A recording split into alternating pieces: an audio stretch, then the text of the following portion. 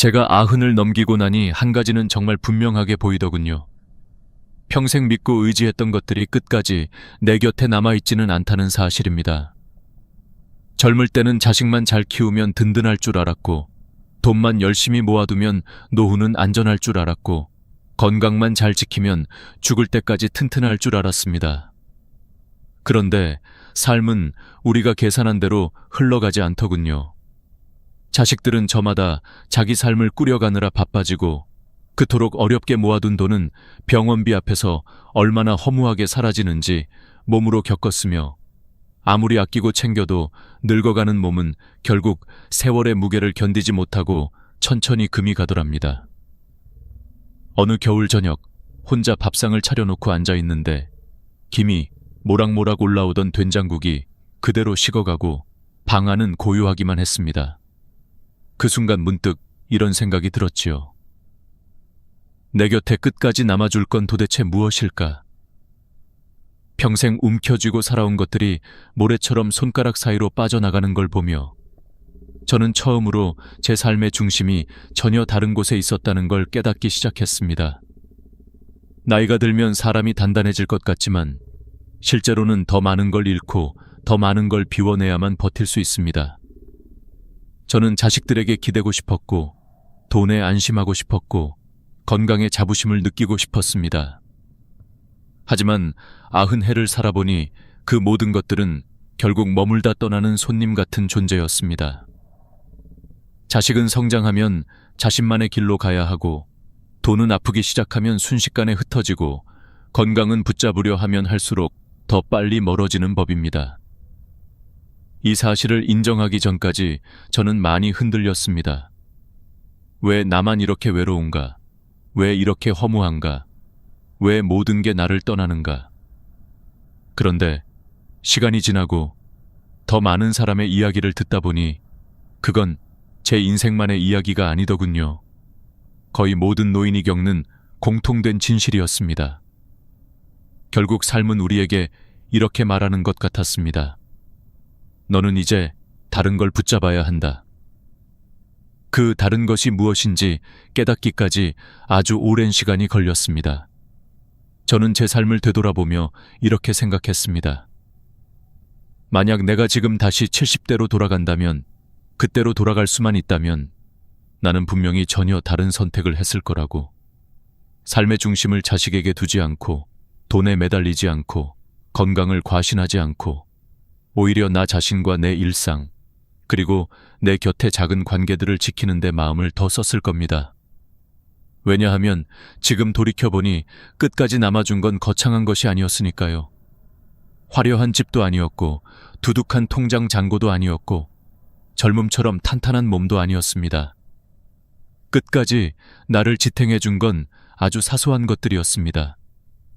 동네 마트에서 누군가 건네주던 오늘도 나오셨어요? 라는 짧은 인사, 새벽 공원을 걸을 때 마주치던 익숙한 얼굴, 시장에서 무 좀 더 얹어주던 아주머니의 밝은 표정, 그리고 내가 아직도 필요하다고 느끼게 해준 작은 역할들. 바로 그런 작은 온기들이 제 인생의 기둥이 되어 주었습니다. 저는 지금 여러분께 한 가지 가장 진심 어린 말을 드리고 싶습니다. 만약 여러분이 지금 60대, 70대라면 저는 여러분에게 제 인생의 뼈아픈 깨달음을 미리 말씀드리고 싶습니다. 아직 늦지 않았습니다. 저는 90년을 살고 나서야 깨달았지만 여러분은 지금부터라도 바꿀 수 있습니다. 자식에게 덜 기대고, 돈을 덜 붙잡고, 건강에 덜 집착하며 대신 여러분 자신의 삶을 지키는데 더 많은 마음을 쓰기를 바랍니다. 저는 여러분이 저처럼 늦게 깨닫지 않았으면 좋겠습니다. 나이가 든다는 것은 삶이 줄어드는 것이 아니라 오히려 더 본질적인 것만 남겨두는 과정이라는 걸 저는 늦게야 알았습니다. 이제 제 이야기는 시작입니다. 다음 장에서는 제가 왜 자식에게 목매지 말아야 했는지 그 진실을 아주 솔직하게 들려드리겠습니다. 그것은 제 인생에서 가장 아팠던 깨달음이었지만 동시에 가장 큰 해방이기도 했습니다. 자식에게 목매지 마라. 제가 살아온 90해 중에 가장 아프고 가장 깊은 깨달음이 있다면 그것은 바로 자식은 결국 떠난다는 진실입니다. 이 말이 잔인하게 들릴지도 모르지만 저는 여러분께 그 어떤 꾸밈도 없이 사실 그대로 말씀드리고 싶습니다. 젊었을 때 저는 자식이 내 인생의 전부라고 믿었고 그 아이들을 위해서라면 제 삶이 어떻게 되어도 괜찮다고 생각했습니다. 새벽같이 일어나 밥을 챙기고 학교 보내고 병치레하면 밤새 간호하고 내 옷은 사지 못해도 자식 옷은 아끼지 않았습니다. 그때는 그렇게 하는 것이 부모의 당연한 도리라고 믿었지요. 그리고 마음 한편에는 이런 기대를 숨겨두고 있었습니다. 내가 늙으면 이 아이들이 내 옆에 있어 주겠지. 제가 속았던 게 아니라 그만큼 순진했고 그만큼 절실했습니다. 그런데 시간이 흘러 자식들이 결혼하고 직장을 가지고 가정을 꾸리면서 저는 천천히 한 가지 진실을 마주하게 되었습니다.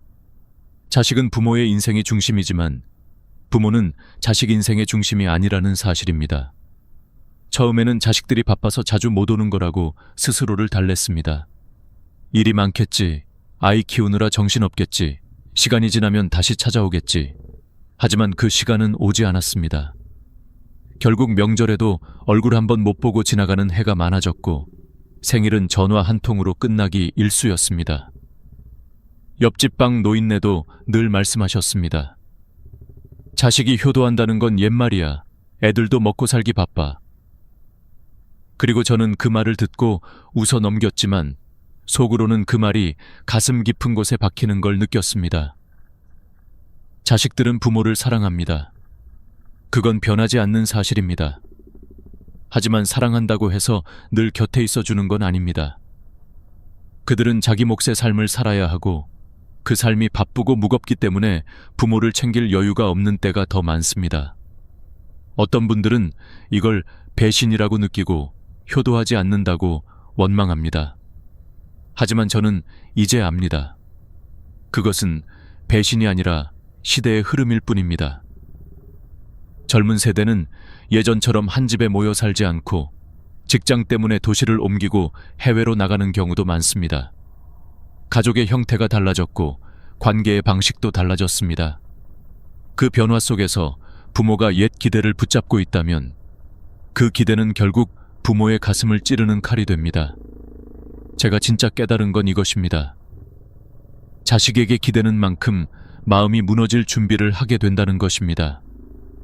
기대가 깊으면 상처도 깊습니다. 어떤 할머니는 평생을 아들만 바라보다가 그 아들이 해외로 이주하는 바람에 거의 1년을 울며 지내셨습니다.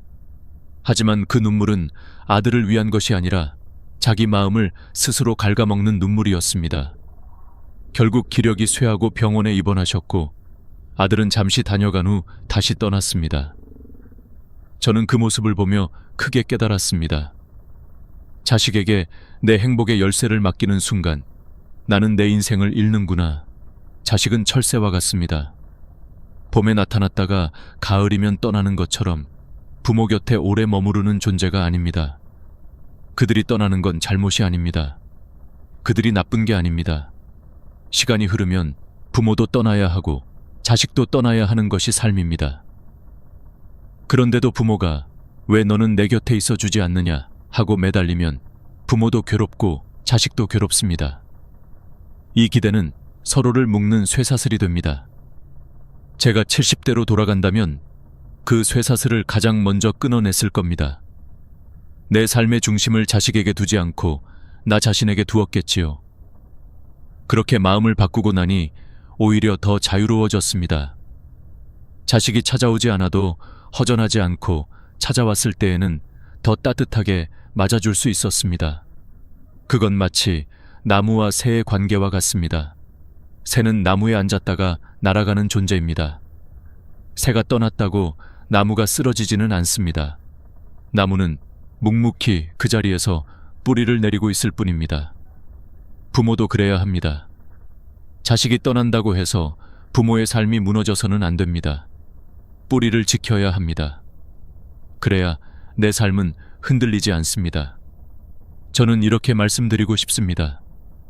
자식이 떠나는 것은 자연스러운 일입니다. 문제는 내가 무너지는가 아니면 내가 단단히 서 있는가입니다. 자식이 내 삶의 기준이 되면 내 삶은 항상 불안해집니다. 반대로 내 삶을 내가 세우면 자식은 사랑하는 존재일 뿐 기대의 중심이 되지 않습니다. 이것이 후회 없는 노후를 사는 첫 번째 지혜입니다. 다음 장에서는 제가 왜 돈에 집착하지 말아야 한다는 걸 깨달았는지 그 뼈저린 경험을 들려드리겠습니다. 그 이야기는 아마 많은 분들의 마음을 다시 한번 뒤흔들 겁니다. 돈은 결국 흩어진다. 제가 평생 살아오면서 가장 허무하게 느꼈던 것 중 하나가 바로 돈이라는 것은 절대로 내 손에 오래 머물지 않는 존재라는 사실입니다. 젊었을 때 저는 돈만 충분히 모아두면 노후는 안전할 거라 믿었습니다. 그래서 남들 쉴 때도 손을 놓지 않았고 비 오는 날에도 장사를 나갔고 새벽마다 짐을 나르며 허리가 휘도록 일했습니다. 그렇게 평생 모아둔 돈이 있으니 나는 늙어도 걱정 없겠지. 혹시 병이 와도 잘 버틸 수 있겠지. 아무리 힘든 일이 와도 돈이 날 지켜주겠지. 그렇게 믿었습니다. 그런데 그 믿음이 얼마나 얕은 모래성을 쌓는 일이었는지 저는 늙고 나서야 알게 되었습니다. 어느 날 갑자기 병원에 실려 가보십시오. 평생 모아둔 돈이 일주일 만에 얼마나 빠르게 사라지는지 그 속도를 보고 있으면 정말로 가슴이 덜컥 내려앉습니다. 저는 직접 경험했습니다. 입원비, 검사비, 약값, 간병인 비용 하나하나가 별것 아닌 것 같지만 그 모든 것이 겹치면 평생 움켜쥐고 살아온 돈이 폭포수처럼 쏟아져 나갑니다. 그때 저는 제 손에 쥐고 있던 것이 돈이 아니라 손가락 사이로 빠져나가는 모래였다는 사실을 뼈저리게 깨달았습니다. 돈을 꽉 움켜쥘수록 오히려 더 빠르게 흩어지더군요. 옆집 김 씨도 그랬습니다. 평생 공장에서 일하며 퇴직금을 하나둘 모아두고 이제는 걱정 없겠다고 말하곤 했습니다. 그런데 아내가 갑자기 쓰러져 몇 년 동안 병원에 오가다 보니 그 든든하던 돈이 순식간에 바닥을 보였다고 하더군요. 남은 건 통장에 찍힌 마이너스 숫자와 마음속에 남은 허무함 뿐이었다고 말했습니다. 그 말을 들으며 저는 고개를 끄덕이지 않을 수 없었습니다. 돈은 붙잡으려 할수록 더 빠져나가는 존재입니다. 여러분, 저는 돈을 나쁘다고 말하려는 게 아닙니다. 노후에 돈이 아예 없으면 당장 생활이 막막해집니다. 기본적인 안전망은 반드시 필요합니다. 하지만 젊었을 때 제가 했던 가장 큰 착각은 이것입니다. 돈만 있으면 된다고, 돈만 있으면 안전하다고, 돈만 있으면 인생이 흔들리지 않을 거라고 믿었다는 점입니다.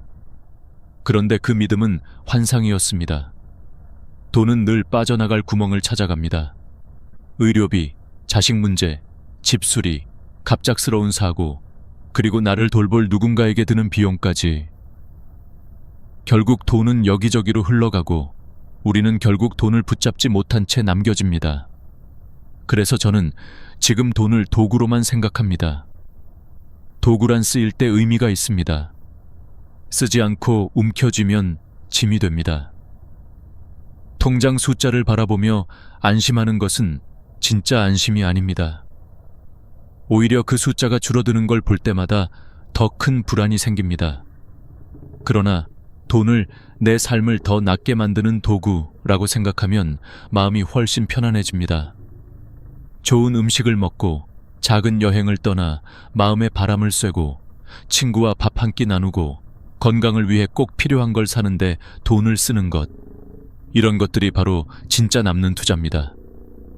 저는 평생 모은 돈 중 일부를 사람들과 밥 먹고 좋은 시간을 나누는 데 썼습니다. 그 기억들이 남아 지금도 제 마음을 따뜻하게 해줍니다. 반면 혹시 모를 미래를 위해 아껴두었던 돈은 결국 병원비로 나가버렸습니다. 하나도 남지 않았습니다. 그때 저는 절실히 깨달았습니다. 돈은 쌓아둘수록 불안해지고 쓸수록 관계와 경험이라는 의미가 남는다는 것을. 여러분, 제가 여러분께 꼭 말하고 싶은 것은 이것입니다. 돈은 찰나에 흩어집니다. 하지만 그 돈을 어디에 쓰느냐는 평생 남습니다. 자식에게 보여주려고, 남에게 과시하려고, 남보다 더 많이 가지려고 모은 돈은 결국 내 곁을 떠납니다. 하지만 오늘 내가 나 자신을 위해, 관계를 위해, 건강을 위해 의미 있게 쓴 돈은 기억이 되고 따뜻함이 되고 삶의 자산으로 남습니다. 제가 70대로 돌아간다면 저는 돈을 움켜쥐며 불안에 떨지 않았을 겁니다. 대신 돈을 도구로 삼아 삶을 더 편안하고 더 풍족하게 만드는 데 사용했을 것입니다. 병원비로 흩어질 돈을 미리 내 삶을 풍성하게 만드는 데 썼다면 얼마나 좋았을까 하는 후회도 있지만 지금이라도 그 의미를 알고 여러분께 전할 수 있어 다행입니다. 다음 장에서는 아무리 노력해도 끝까지 붙잡을 수 없었던 것, 건강에 대한 이야기를 들려드리겠습니다. 아마 많은 분들이 제 이야기 속에서 자신의 모습을 발견하게 되실 겁니다. 건강 집착의 함정. 제가 살아온 90년의 세월 동안 그리고 수많은 이웃들의 삶을 지켜보면서 가장 깊이 느낀 사실이 있습니다. 그것은 바로 건강은 잡으려 할수록 떠나는 존재라는 것입니다. 젊을 때 저는 이렇게 믿었습니다. 운동만 열심히 하면 늙어서도 끄떡없겠지. 음식만 조심하면 병 하나 없이 살 수 있겠지. 그래서 평생을 건강에 매달리며 살았습니다. 새벽마다 동네 뒷산을 오르고 비가 오나 눈이 오나 빠지지 않고 걸었고 기름진 음식은 멀리하며 몸에 좋다는 것만 찾아 먹었습니다. 제 주변 사람들도 늘 말했습니다. 당신은 오래 살겠네. 병원 갈 일 없겠어. 그 말을 듣는 순간마다 저는 마음 깊이 안심했고 건강만큼은 내가 지켜낼 수 있을 것이라 믿었습니다. 하지만 인생은 그렇게 단순하지 않더군요. 세월은 모든 것을 깎아내려갑니다. 아무리 정성을 들여도 오래된 나무에 금이 가듯 우리의 몸 역시 나이가 들면 천천히, 그러나 분명하게 무너져 갑니다. 제가 가장 충격을 받았던 일은 우리 동네에서 늘 건강을 자랑하던 최 씨의 이야기입니다. 그분은 매일 아침 운동장에서 맨손 체조를 하고 저녁마다 빠르게 걸으며 이웃들에게 건강은 내가 챙긴다고 당당히 말하던 사람이었습니다. 그런데 어느 날 갑자기 쓰러져 응급실로 실려갔고 그 누구도 예상하지 못했던 뇌출혈 진단을 받았습니다. 그는 늘 건강하다고 장담했지만 세월은 그 장담을 가차없이 무너뜨렸습니다. 그 일을 보며 저는 크게 깨달았습니다. 건강은 노력한다고 해서 영원히 붙잡을 수 있는 것이 아니다. WHO 조사에 따르면 65세 이상 노인의 80%가 한 가지 이상의 만성질환을 가지고 있다고 합니다. 즉, 질병은 특별한 것이 아니라 자연스러운 과정입니다. 그러나 우리는 그 사실을 인정하지 못하고 나는 괜찮다, 나는 튼튼하다 라고 스스로를 속이며 살아갑니다. 저도 그랬습니다. 허리가 무너져서 걷지도 못하고 누워만 있을 때 그제야 깨달았습니다. 그동안의 자신감이 아니라 자만이었다는 것을요.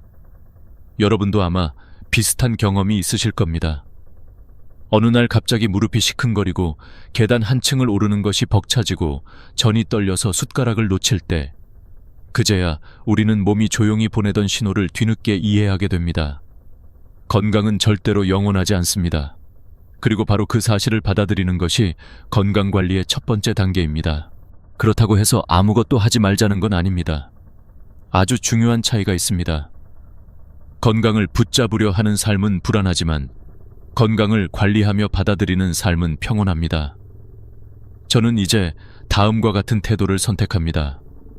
운동은 집착이 아니라 습관으로, 음식은 약처럼 강박적으로 먹지 않고 즐거움으로, 병원은 두려움의 장소가 아니라 관리의 도구로. 저는 병원을 무서워했던 사람이었습니다. 혹시 이상한 병이 나올까봐, 혹시 입원하게 될까봐 검사를 미루고 또 미루었습니다. 하지만 90살을 넘기고 보니 검사가 무서운 것이 아니라 검사를 하지 않는 것이 더 무섭다는 사실을 깨달았습니다.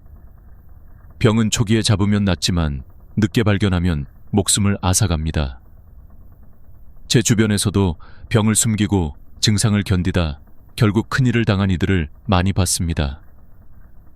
그래서 저는 여러분께 꼭 말씀드립니다. 병원을 두려워하지 마십시오. 병원은 죽음을 확인하는 곳이 아니라 삶을 지켜주는 곳입니다. 또 하나, 건강에 집착하는 사람들이 가장 자주 하는 실수가 있습니다. 바로 자신의 나이를 인정하지 않는 것입니다. 나이가 들면 당연히 체력이 떨어지고 속도가 느려지고 예전처럼 오래 걷기 어렵습니다. 그런데 그것을 실패라고 생각하고 억지로 젊은 사람처럼 움직이려 하면 오히려 몸을 망칩니다. 저는 그 진실을 뒤늦게 깨달았습니다. 오늘 내 몸이 허락하는 만큼만 움직이는 것. 그게 진짜 건강한 삶입니다.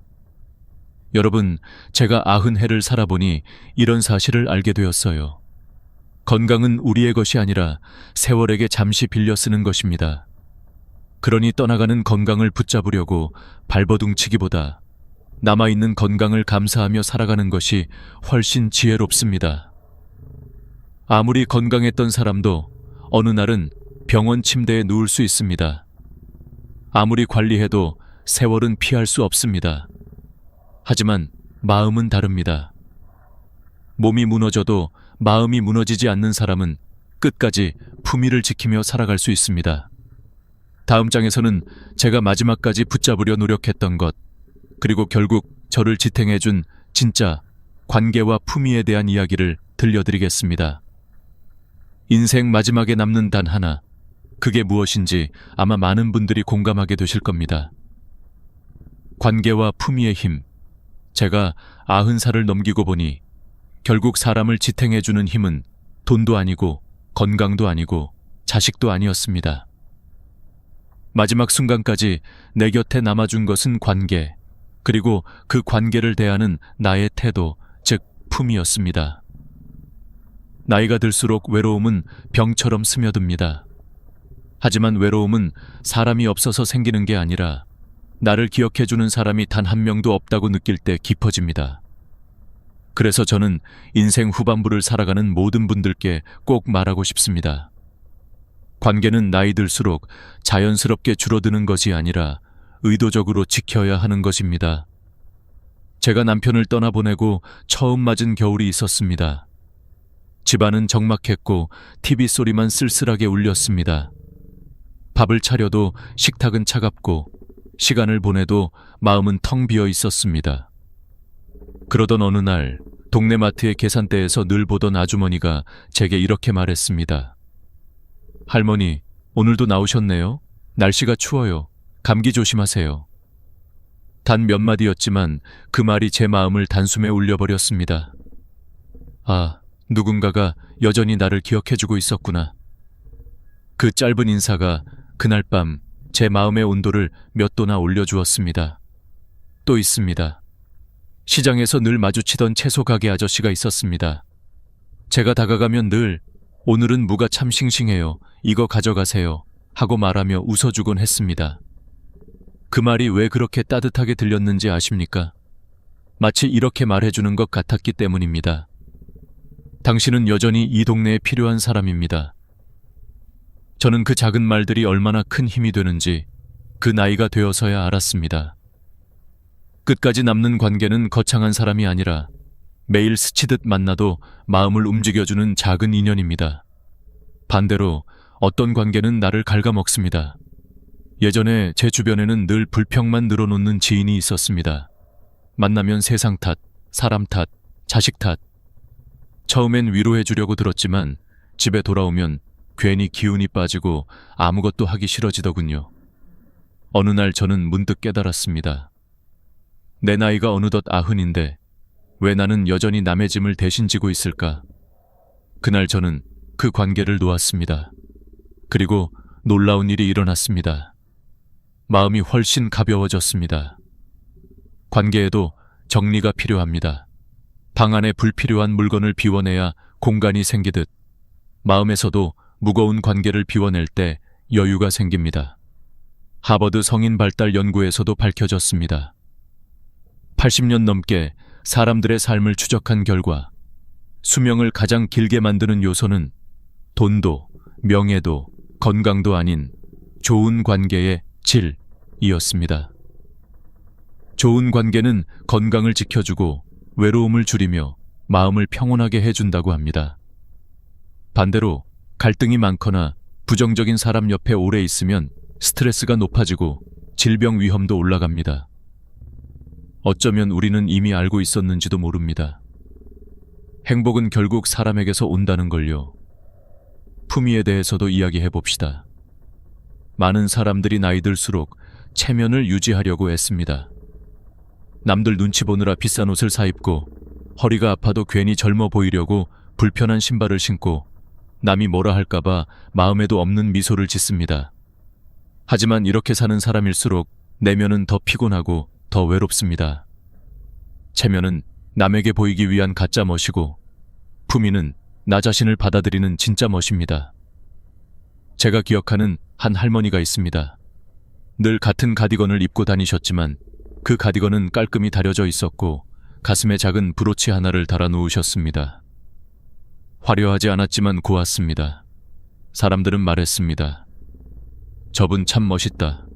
세월이 흘러도 단정하시네. 그분은 젊음을 따라잡으려 하지 않았습니다. 대신 자신의 나이를 자연스러움으로 받아들이고 그 안에서 자신만의 멋을 만들어냈습니다. 그게 바로 품위입니다. 품위는 나이를 가리지 않고 오히려 나이를 먹을수록 더 빛나는 힘을 갖습니다. 제가 70대로 돌아간다면 저는 이렇게 살 겁니다. 불필요한 관계는 과감히 끊고 따뜻한 사람들과 더 자주 만나고 체면 대신 자연스러움을 선택하고 나이든 나를 부끄러워하지 않고 작은 관계들을 소중히 여기며 말입니다. 관계와 품위는 노후를 지탱하는 두 개의 기둥입니다. 하나는 나를 외로움에서 지켜주고 다른 하나는 나를 초라함에서 지켜줍니다. 이 두 가지가 튼튼하면 비록 혼자 살아도 마음이 허물어지지 않습니다. 다음 장에서는 제가 끝내 붙잡은 마지막 지혜, 오늘을 사는 힘, 그리고 노후를 따뜻하게 만드는 근본적인 지혜를 들려드리겠습니다. 아마 이 부분이 여러분의 마음에 가장 깊이 남을 것입니다. 제가 90해를 살아오며 끝내 깨달은 마지막 진실이 있습니다. 그것은 아주 단순하지만 그 단순함 때문에 평생을 돌아 돌고 난 뒤에야 비로소 이해하게 된 말입니다. 노후를 지탱하는 가장 큰 힘은 오늘을 사는 능력이다. 자식도 떠나고 돈도 흩어지고 건강도 서서히 무너지고 친구들도 하나둘 사라지는 시간이 찾아옵니다. 그때 많은 이들은 마음속에 커다란 구멍이 생긴 것처럼 느끼고 내 인생은 이제 끝났다고 생각합니다. 그러나 제가 살아보니 그 구멍을 메우는 방법은 거창한 것이 아니라 오늘을 채우는 일이었습니다. 내일을 두려워하며 살면 삶은 무너지고 오늘을 살아내면 삶은 다시 조금씩 바로 세워집니다. 제가 잘 아는 철수 어르신의 이야기를 들려드리겠습니다. 그분은 은퇴 후 집에서 하루 종일 TV만 보며 지내셨습니다. 젊었을 때는 회사에서 큰 소리치며 후배들을 이끌던 분이었지만 은퇴 후에는 아무도 찾지 않고 자식들도 바쁘다는 이유로 전화 한 통조차 뜸해졌습니다. 그렇게 시간이 흐르자 마음이 점점 시들어갔습니다. 그런데 어느 날 동네 복지관에서 자원봉사자를 찾는다는 이야기를 듣고 반쯤 억지로 나가보셨습니다. 그곳에서 한 직원이 말하더군요. 어르신이 계셔서 너무 든든합니다. 그 한마디에 철수 어르신의 표정이 환하게 밝아졌습니다. 왜일까요? 자신이 여전히 필요한 사람이라는 감각이 되살아났기 때문입니다. 그는 그날 이후 매주 정해진 시간에 복지관을 찾았고 누군가에게 도움을 줄 수 있다는 사실이 그의 삶을 다시 일으켜 세웠습니다. 저는 그 모습을 보며 깨달았습니다. 노후의 삶을 살리는 것은 큰 성공이 아니라 작은 역할이다. 손주 숙제를 잠깐 도와주는 일, 매일 아파트 복도에 물을 뿌려주는 일, 아픈 친구에게 따뜻한 말 한마디 건네는 일, 동네 모임에서 회비를 걷는 일, 이런 사소한 역할들이 마음의 불씨를 만들어줍니다. 불씨는 작아도 밤을 밝혀주고 마음을 데워주는 법입니다. 노후에 반드시 필요한 건 그 불씨입니다. 또한 저는 수많은 이웃을 보며 한 가지 더 확실히 배웠습니다. 후회는 마음을 늙게 만들지만 오늘을 붙잡는 것은 마음을 젊게 만든다는 사실입니다. 제가 아는 순자 할머니는 평생 남편에게 사랑한다는 말을 한 번도 제대로 하지 못했다고 늘 후회했습니다. 남편이 세상을 떠나는 순간 그 후회가 더 깊어져 밤마다 눈물을 흘렸습니다. 하지만 그 눈물은 남편을 위한 것이 아니라 자기 자신을 갉아먹는 고통이었습니다. 아무리 붙잡아도 과거는 절대 돌아오지 않습니다. 강물처럼 흘러간 시간은 되돌아오지 않고 뒤돌아본들 다시 손에 담을 수 없습니다. 저는 어느 날 문득 이런 생각이 들었습니다. 지나간 일을 붙잡고 있는 건 젖은 신발을 신고 계속 걷는 것과 같다. 무겁기만 하고 전혀 도움이 되지 않는다. 그날부터 저는 후회하는데 시간을 쓰지 않기로 했습니다. 대신 오늘 할 수 있는 일 하나를 찾기 시작했습니다. 창문을 열어 햇살을 맞는 일, 10분만 걸어보는 일, 따뜻한 차 한 잔을 마시며 마음을 다독이는 일, 감사할 것 3가지를 적어보는 일. 이 작은 행동들이 쌓이면 후회가 들어설 자리가 줄어듭니다. 연구에서도 증명된 사실입니다. 하루에 감사한 일 3가지를 적는 사람은 그렇지 않은 사람보다 삶에 대해 더 긍정적이고 우울감이 크게 줄어든다고 합니다. 또 명상과 호흡에 집중하는 습관은 뇌의 스트레스를 줄이고 마음을 안정시키는 데 큰 효과가 있다고 합니다. 이 모든 것이 결국 오늘을 사는 힘을 키워주는 도구들입니다. 마지막으로 제가 여러분께 꼭 남기고 싶은 지혜가 있습니다. 노후를 지키는 데 필요한 돈은 많은 돈이 아니라 견딜 만큼의 최소한의 돈이다. 저는 젊었을 때 욕심껏 많이 모아야 안전하다고 믿었지만 지금 돌아보면 그럴 필요가 전혀 없었습니다. 월 100만, 150만 원 정도의 안정적인 수입만 있어도 기본 생활은 충분히 유지됩니다. 그 이상의 욕심은 마음만 불안하게 만들 뿐입니다. 돈은 무대가 아니라 토대입니다. 토대만 튼튼하면 그 위에서 얼마나 따뜻하고 품위 있게 사는지는 관계와 태도가 결정합니다. 여러분, 제가 90살을 살고 울고 웃고 잃고 버티고 깨닫고 나서야 알게 된 진실은 이것입니다. 노후는 길다. 그런데 그 길을 버티게 해주는 건 오직 오늘의 힘이다. 오늘을 잘 살면 내일이 덜 두렵습니다. 오늘을 채우면 외로움이 틈을 타지 못합니다. 오늘을 사랑하면 인생이 다시 움직입니다.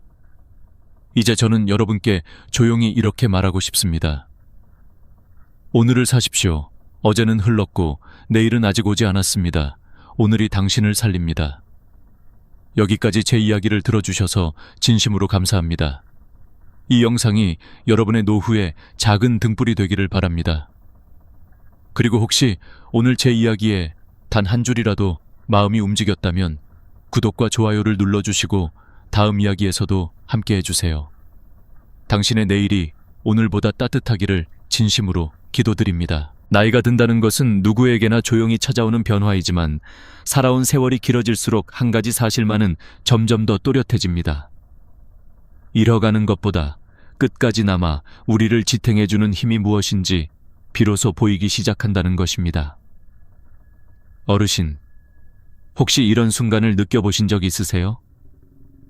몸은 예전 같지 않고 자식도 각자의 삶에 바빠지고 돈도 생각보다 오래 남아있지 않는데 이상하게도 마음속 깊은 곳에서는 그래도 아직 나는 살아있다 라는 힘이 조용히 피어오르는 순간 말입니다. 많은 분들이 노년에 가장 두려워하는 것은 혼자 남는 일이라고 합니다. 그런데 저는 살면서 조금 다른 진실을 배웠습니다. 혼자가 무서운 게 아니라 내가 나 자신을 잃어버리는 것이 더 무서운 일이라는 것을요. 그 깨달음은 갑자기 찾아오는 게 아니라 아주 작은 하루하루 속에서 조용히 모습을 드러냅니다. 예를 들어 아침에 눈을 떴을 때 아직도 스스로 일어나 앉을 수 있고 물 한 컵을 따라 마실 수 있고 오늘 해야 할 일이 떠오르고 내가 누구인지 분명히 알고 있다는 것. 이것들은 젊을 때는 당연해서 눈길조차 주지 않았지만 나이가 들면 들수록 세상 무엇과도 바꿀 수 없는 힘이 됩니다. 저는 어느 93살 어르신의 이야기를 들은 적이 있습니다. 그분은 자식이 모두 외국에 나가 살고 있었고 배우자도 먼저 떠나 홀로 지내고 계셨지만 매일 아침 일어나 창문을 열고 날씨를 확인하고 달력을 보며 오늘의 할 일을 떠올리며 하루를 시작하셨다고 합니다. 내가 살아있다는 건 내가 아직도 나의 하루를 움직이고 있다는 뜻이야. 그분의 이 말 한마디가 얼마나 큰 울림이었는지 모릅니다. WHO 자료에 따르면 75세 이상 노인의 70%는 적어도 한 가지 이상의 만성 질환과 함께 살지만 그 중에서도 스스로 생활을 조절하며 살아가는 분들은 우울감이나 불안감 비율이 절반 이하로 낮아진다고 합니다. 왜일까요? 몸의 문제보다 마음의 중심이 더 중요하기 때문입니다. 이 마음의 중심이 바로 노년의 끝까지 남는 힘입니다. 저는 또 한 노부부의 경험을 기억합니다. 아내는 다리에 힘이 약해져 보호가 필요했고 남편은 청력이 약해 대화할 때 자주 되묻곤 했습니다. 그런데 두 분은 서로의 부족함을 탓하거나 한숨 쉬지 않고 매일 아침 서로에게 오늘도 같이 살아줘서 고마워 라고 말하며 하루를 시작했습니다. 의사는 이 두 분의 건강을 볼 때마다 이렇게 말했습니다. 몸은 약해졌지만 정신은 또래보다 훨씬 건강합니다. 이분들의 회복력은 숫자로 설명이 안 됩니다. 그렇습니다. 나이가 들수록 남는 힘은 몸이 아닙니다. 마음입니다. 특히 나는 여전히 가치 있는 사람이다 라는 감각, 이것은 노년의 삶을 지탱하는 가장 강력한 기둥입니다. 어르신도 혹시 이런 경험 있으신가요? 손주가 와서 할머니 할아버지 너무 좋다고 했을 때 느껴지는 따뜻함, 시장에서 늘 보던 상인이 요즘 건강 괜찮으세요? 라고 묻는 순간의 반가움, 또는 아침 햇살이 살짝 비추는 창가에서 혼자 앉아 커피 한 잔 마시며 그래, 오늘도 살아내보자 라고 스스로에게 말하는 그 조용한 용기. 이런 것들이 바로 나이 들어도 남아있는 힘입니다.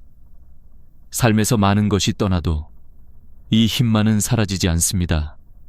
오히려 더 단단해집니다. 젊을 땐 세상이 너무 빠르게 흘러 마음이 흔들릴 때가 많지만 나이가 들면 작은 것들에서 마음이 깊이 뿌리내립니다. 작은 인사, 작은 여유, 작은 식탁, 작은 미소. 이 모든 것들이 모여서 큰 힘이 됩니다. 어르신, 누군가는 나이가 들면 약해진다고 말하지만 저는 정반대로 생각합니다. 나이가 들수록 더 단단해지고 더 깊어지고 더 따뜻해집니다. 살아보면 알게 됩니다. 지식보다 지혜가 더 중요하고 속도보다 방향이 더 중요하고 많은 사람보다 진짜 한 사람이 더 소중하고 큰 성공보다 작은 평온이 훨씬 강한 힘이 된다는 것을요. 그래서 저는 오늘 어르신께 조용히 말씀드리고 싶습니다. 어르신, 지금까지 버텨오신 삶 자체가 이미 큰 힘입니다. 몸이 조금 느려져도 괜찮고 기억이 조금 흐려져도 괜찮고 혼자 있는 시간이 늘어나도 괜찮습니다. 중요한 건 아직도 어르신의 마음이 살아있다는 것, 그리고 그 마음이 어르신을 지탱하고 있다는 사실입니다. 나이가 들어도 남는 힘은 결국 삶을 사랑하는 마음입니다. 세월은 몸을 약하게 만들지 몰라도 그 마음만은 더 단단하게 다듬어 줍니다. 이 마음을 지키는 한 노년은 절대 약하지 않습니다. 오히려 가장 강한 시기입니다. 사람이 나이 들어가면서 가장 먼저 두려워하는 것이 무엇일까요?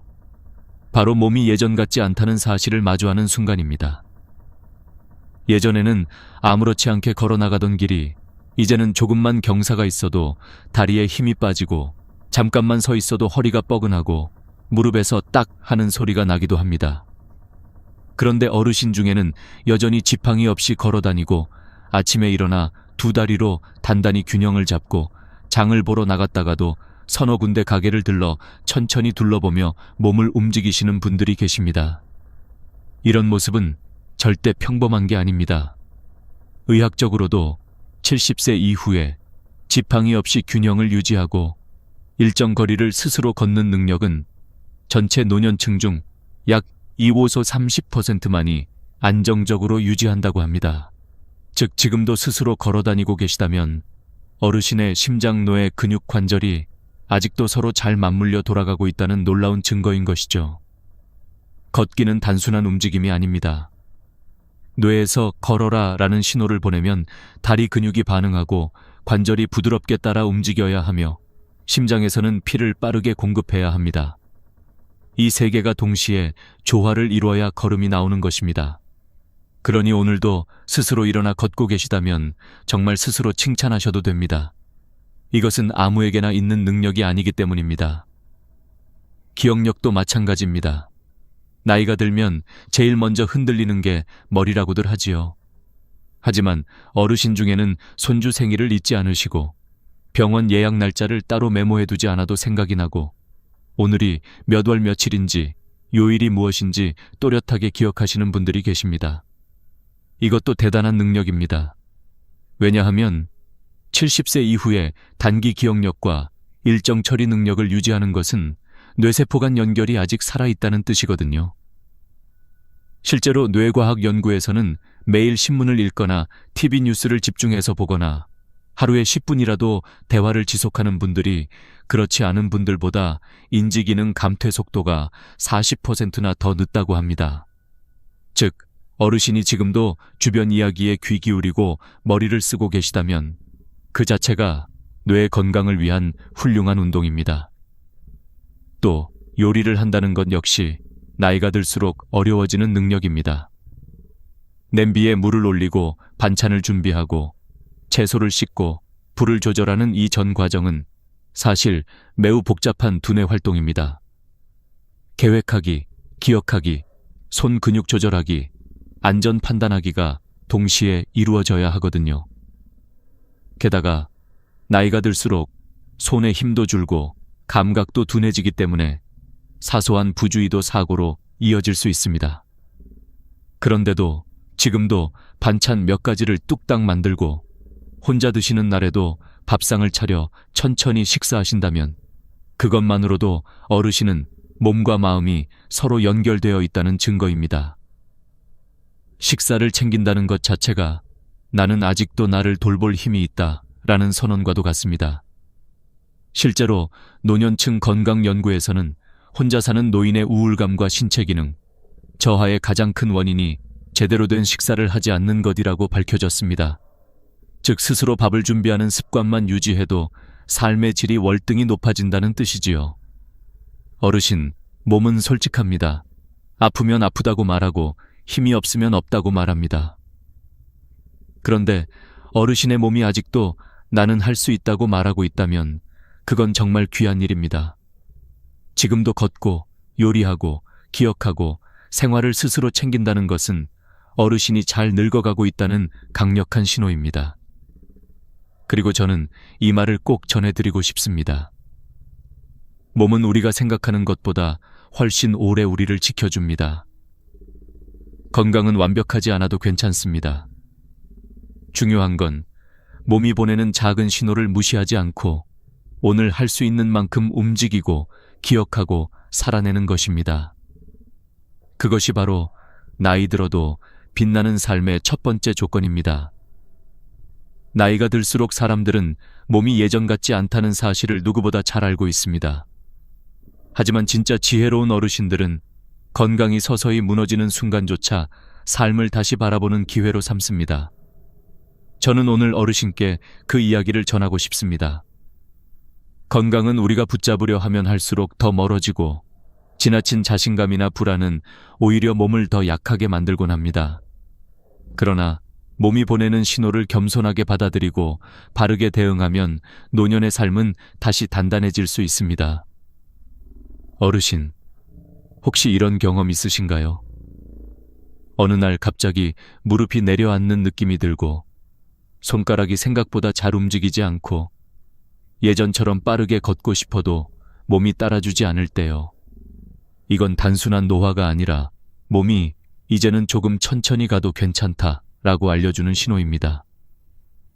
이 신호를 무시한 채 젊을 때처럼 움직이려고 하면 몸은 더 큰 대가를 요구하지만 반대로 신호를 겸손하게 받아들이면 삶의 리듬이 다시 안정되기 시작합니다.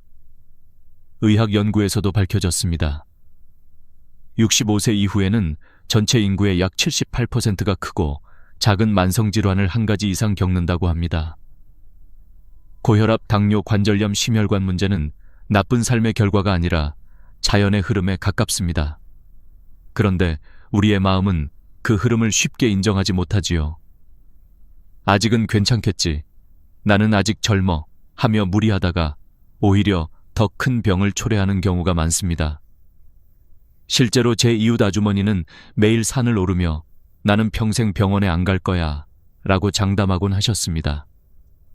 그런데 어느 날 산 정상에서 갑작스러운 어지러움으로 쓰러져 응급실에 실려가셨죠. 그분이 나중에 하신 말씀이 있습니다. 몸은 나보다 정직하더라. 나는 속이려 했지만 몸은 이미 알고 있었어. 어르신, 몸은 절대 거짓말을 하지 않습니다. 무릎이 아프면 쉬라는 뜻이고, 숨이 차다면 속도를 늦추라는 의미이고, 기억이 흔들리면 머리를 조금 더 쉬게 하라는 신호입니다. 이런 신호를 받아들이는 사람이 바로 현명한 사람입니다. 건강을 잃어본 사람만이 깨닫습니다. 건강은 잡는 것이 아니라 관리하는 것, 그리고 관리한다는 건 무리해서 지키는 게 아니라 상황을 인정하는 태도를 기르는 일이라는 것을요. 어떤 의사는 이렇게 말했습니다. 노인의 건강관리에서 가장 위험한 것은 지나친 자신감과 지나친 불안입니다. 자신감이 과하면 넘어지고 불안이 과하면 아무것도 못합니다. 균형이 중요하지요. 그래서 건강을 지키는 가장 좋은 방법은 거창한 운동이 아닙니다. 몸이 허락하는 만큼 꾸준히 움직이는 것입니다. 하루 20분 걷기, 가벼운 스트레칭, 작은 근력 운동, 이 정도가 오히려 가장 효과적입니다. 미국 의학협회에서도 70대 이상의 시니어에게 권장하는 운동 기준은 아주 단순합니다. 무리하지 않을 것, 숨이 과하게 차지 않을 것, 쓰러질 위험이 없는 환경에서 할 것, 이 세 가지만 지키면 됩니다. 그러나 운동보다 더 중요한 것이 있습니다. 바로 몸을 인정하는 마음가짐입니다. 제가 아는 칠순 어르신은 허리가 심하게 아픈 날이면 이렇게 말씀하십니다. 허리가 아픈 건 내 몸이 오늘은 쉬라고 하는 거야. 괜히 억지로 움직이면 내일은 아예 못 움직여. 이것이 진짜 건강의 지혜입니다. 몸이 보내는 메시지를 거부하지 않고 그 메시지를 존중하는 삶. 그러면 오히려 몸도 마음도 훨씬 더 오래 버텨줍니다. 제가 병원에서 들은 이야기 하나 있습니다. 90세 할머니 한 분이 의사에게 이렇게 말했답니다. 건강은 마치 손님 같아요. 내가 정성을 다하면 오래 머물고 내가 무리하면 금방 떠나요. 그 의사는 그 말을 의학적으로 설명하면 이렇게 된다고 했습니다. 몸은 부담을 싫어합니다. 너무 적게 움직여도 떠나고 너무 많이 움직여도 떠납니다. 적당히, 꾸준히가 답입니다. 어르신, 건강이 떠나는 것이 무서운 게 아니라 그 사실을 인정하지 않는 마음이 더 위험한 것입니다. 우리는 살아오며 많은 것을 붙잡으려 했지만 이젠 붙잡지 않고 받아들이는 법을 배워야 할 때입니다. 건강은 완벽하게 지키는 것이 불가능합니다. 하지만 무너지지 않게 붙잡는 건 가능합니다. 오늘 내가 할 수 있는 만큼만 움직이고, 오늘 내 몸이 허락하는 만큼만 먹고 쉬고, 오늘 내 마음이 감당할 수 있는 만큼만 걱정하는 것. 이런 태도가 건강을 지키는 가장 조용하고도 강력한 방법입니다. 어르신, 혹시 오늘도 작은 통증을 느끼셨나요? 그 통증은 당신이 약해졌다는 증거가 아니라 당신의 몸이 여전히 당신과 대화하고 있다는 증거입니다. 몸이 말을 걸어오고 있다는 건 아직 늦지 않았다는 뜻입니다. 그러니 너무 두려워하지 마세요. 건강은 떠나는 것이 아니라 우리에게 조금 더 천천히 살아가라고 손을 잡아주는 것일지도 모릅니다. 이제 다음 이야기로 부드럽게 넘어가겠습니다. 어르신, 우리가 나이를 먹어가면서 가장 먼저 잃는 것은 힘이 아니라 속도입니다. 예전처럼 재빠르게 움직이지 못하고 한 번 앉았다 일어나는 데에도 조금 더 시간이 걸리고 작은 글씨를 읽기 위해 눈을 한 번 더 찡그려 보게 되지요. 그런데 놀라운 건 바로 그 느려짐 속에서도 여전히 잃지 않고 지켜내고 계신 능력들이 있다는 사실입니다. 오늘 이 이야기는 바로 그런 능력들, 즉 세월이 흘러도 사라지지 않고 여전히 어르신의 삶을 지켜주는 소중한 힘에 관한 것입니다. 그리고 그 힘이야말로 노년의 건강과 품위를 결정짓는 가장 중요한 지표라는 사실 꼭 말씀드리고 싶습니다. 어르신, 혹시 지금도 의자나 소파에서 손을 짚지 않고 자연스럽게 일어나실 수 있으세요? 다시 한번 생각해 보세요. 이 동작 하나가 정말 별거 아닌 것처럼 보일지 몰라도 실제로 병원에서는 이 능력을 노인의 종합 건강 테스트로 활용합니다. 의자에서 손을 쓰지 않고 일어나기 테스트는 다리 근력, 균형 감각, 허리와 배의 코어 근육, 관절의 탄력, 신경 반응 속도까지 모두 포함하고 있기 때문입니다. 예전에 국립재활원에서 발표한 자료에서도 65세 이상 어르신 중 손을 짚지 않고 일어날 수 있는 사람은 그렇지 못한 사람보다 낙상 위험이 40% 낮다고 나왔습니다. 즉, 단순한 동작이 아니라 넘어지지 않는 몸, 스스로 버틸 수 있는 몸을 의미하는 것이지요. 특히 어르신들이 가장 두려워하는 것 중 하나가 바로 넘어지는 사고입니다. 한번 넘어지면 고관절 골절이 생기고 움직임이 줄어들고 그로 인해 근육이 약해져 다시 넘어질 확률이 높아지는 악순환이 시작되죠. 그래서 의자에서 손 없이 일어나는 능력은 단순한 체력이 아니라 내가 아직 내 몸을 스스로 지킬 수 있다는 증거입니다. 오늘 아침에도 손을 짚지 않고 일어나셨다면 어르신은 이미 많은 분들보다 훨씬 튼튼하고 멋지게 나이 들고 계신 겁니다. 그리고 또 하나 놀라운 능력이 있습니다. 바로 돋보기를 찾지 않고도 책이나 신문을 읽을 수 있는 것. 어르신, 이게 얼마나 큰 축복인지 아십니까? 나이가 들면 누구나 시력이 떨어지고 백내장, 황반변성 같은 질환이 찾아오기 쉽습니다. 실제로 대한한과학회에서는 60세 이상 인구의 절반 이상이 백내장 초기 증상을 가지고 있다고 밝힌 바 있습니다. 그런데도 여전히 신문을 자연스럽게 읽고 TV 자막을 놓치지 않고 약봉투에 적힌 글자까지 또렷하게 볼 수 있다면 이는 단순히 눈만 좋은 게 아닙니다. 그건 뇌와 눈이 아직도 훌륭하게 협력하고 있다는 뜻입니다. 눈은 외부에서 정보를 받아들이고 뇌는 그것을 즉각적으로 해석합니다. 즉, 시력이 좋다는 것은 시력 그 자체만이 아니라 어르신의 인지 능력과 신경계 전체가 건강하다는 신호이기도 하지요. 게다가 글씨를 또렷하게 볼 수 있다는 것은 곧 삶을 스스로 관리할 수 있다는 의미입니다. 약 시간 확인하고 병원 진료 날짜 체크하고 문자 내용을 읽고 필요한 정보를 스스로 챙길 수 있다는 것. 이것은 자립이라는 가장 소중한 능력으로 이어집니다. 그리고 또 하나 중요한 능력이 있습니다. 바로 균형 감각입니다. 어르신이 평소에 앉았다 일어날 때 어지럽지 않고 걸을 때 휘청거리지 않고 계단을 내려갈 때도 무서워하지 않는다면 이 또한 엄청난 힘입니다. 균형 감각은 나이가 들수록 가장 빠르게 약해지는 기능 중 하나인데 이를 지켜내고 계시다는 건 몸을 아주 잘 관리해 오셨다는 뜻이지요. 예전에 78세 할머니 한 분이 계셨습니다. 주변 사람들은 그 나이에 어떻게 그렇게 잘 걸으세요? 하고 놀라곤 했습니다. 그 할머니는 이렇게 말씀하셨습니다. 빨리 가지는 못해도 천천히 흔들리지 않게 가는 게 중요해. 속도보다 중심이 더 소중한 나이가 있거든. 그 말을 들으며 저는 깨달았습니다. 나이가 들면 우리는 속도를 잃지만 중심을 잡는 힘은 더 깊어질 수도 있다는 것을요. 어르신이 지금도 몸을 곧게 세우고 의자에서 일어나고 돋보기 없이 글자를 읽고 균형 있게 걷고 있다면 그건 단순한 유지가 아니라 지키고 있는 것입니다. 나이가 들면 얻는 것보다 지키는 것이 더 어렵습니다. 건강은 노력한다고 완벽하게 지켜지지 않지만 노력하지 않으면 반드시 잃게 되는 것이기도 합니다. 그러니 오늘도 스스로 움직이고 읽고 일어서고 걷고 계시다는 사실은 그 자체로 박수 받아야 하는 일입니다.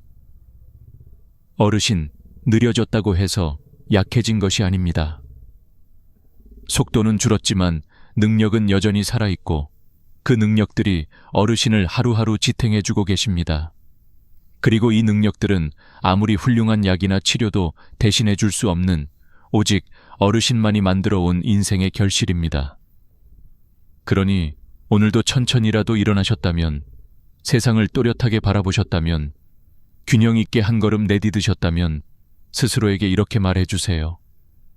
나는 아직 괜찮다. 나는 여전히 내 삶을 걸어가고 있다. 어르신의 걸음은 비록 느릴지라도 그 안에는 세월이 준 지혜와 힘이 고스란히 담겨 있습니다. 그러니 앞으로도 그 걸음을 멈추지 마세요. 속도보다 중요한 건 방향이고 체력보다 중요한 건 의지이며 무엇보다 중요한 건 여전히 나답게 서 있을 수 있다는 사실입니다. 어르신, 살아오신 세월을 돌아보면 몸이 늙는 것보다 마음이 늙는 게 더 무섭다는 말을 자주 들으셨을 겁니다. 사실 노년을 가장 밝게 빛나게 하는 건 근육의 힘도, 재산의 크기도, 자식의 효도도 아닙니다. 바로 마음을 젊게 만들어주는 그 보이지 않는 힘, 호기심과 긍정이라는 두 가지 날개입니다. 이 두 가지는 눈으로는 보이지 않지만 삶 전체를 지탱하는 가장 강한 기둥이지요. 많은 분들이 이렇게 말씀합니다. 나이 들면 다 귀찮아져. 새로운 건 몰라도 돼. 그냥 조용히 살아야지. 하지만 저는 그렇게 사는 노년보다 더 아쉽고 더 위험한 노년이 없다고 생각합니다.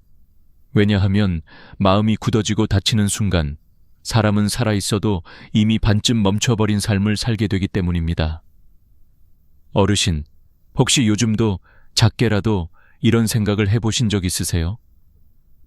이건 왜 이럴까? 저건 어떻게 하는 거지? 한번 배워볼까? 바로 이 짧은 질문 하나가 마음의 나이를 되돌려 놓습니다.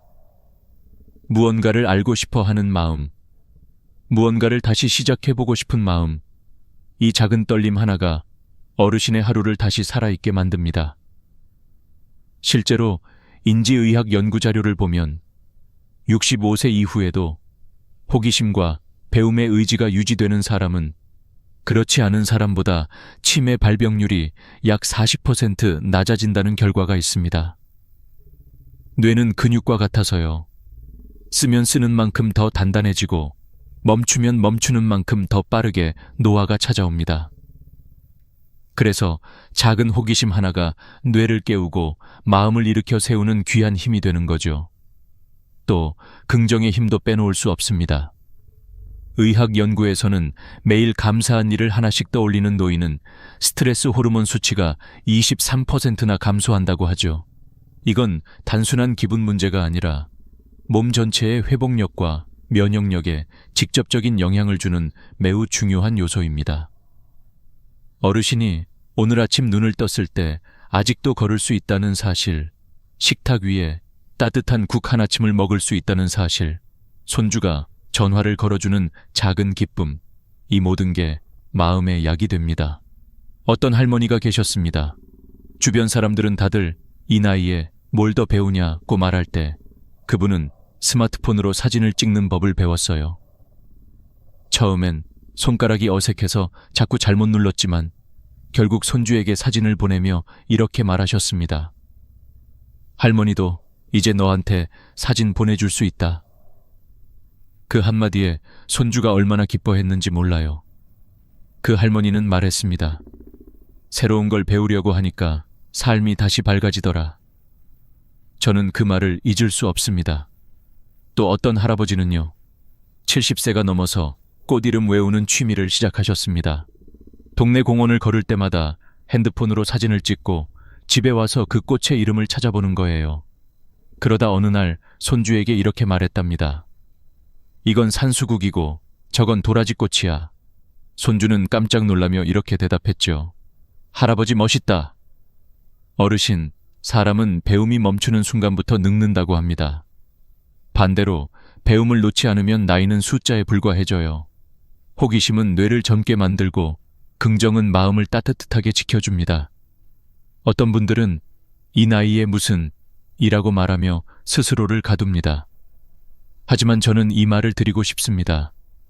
나이는 배우지 않아도 되는 이유가 아니라 더 배워야 하는 이유입니다.